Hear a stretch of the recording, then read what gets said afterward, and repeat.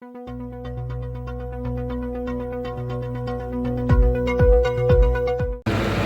Truck खोलो फिर दोबारा पैक करो फिर गोदाम में लो चलो मुश्किल काम है 4 घंटे के लिए तो बंदे भी 6 चाहिए कम से कम।